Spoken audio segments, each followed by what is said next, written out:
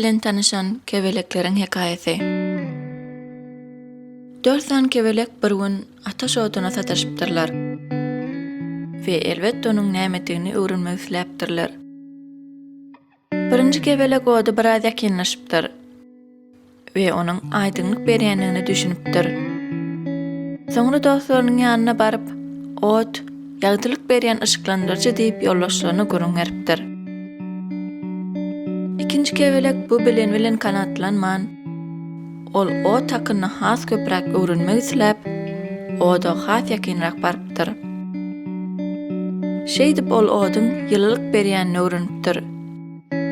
Ýollaşlaryň ösesine ot, ýylylyk berýän eken diýip öz öwrenen zadyny paýlaşypdyr. Üçüncü kebelek hassa köpräk öwrenmek isläp, oda has golay baranyna, kanatlarynyň ýanyny duýupdyr. Ýydyna dolanyp, şeýlede ot ýakyjy bir zat eken diýipdir. Ahirki kebelek hem ot barada has hem köp zat öwrenjek bolup, oda beýleklerden ýene has golaylaşypdyr welin.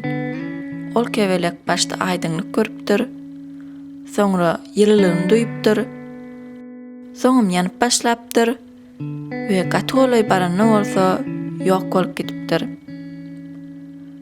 Odyň asliýetini nämedigini diňe şol soňky kebelek bilipdir. Emma ýydyna dolanmandyr. Ol kebelek bilmek isleýän zadyna akyl ýetiripdir. Ýöne iýem, bu barada ýydyna galanlara gurungerip bilmedi.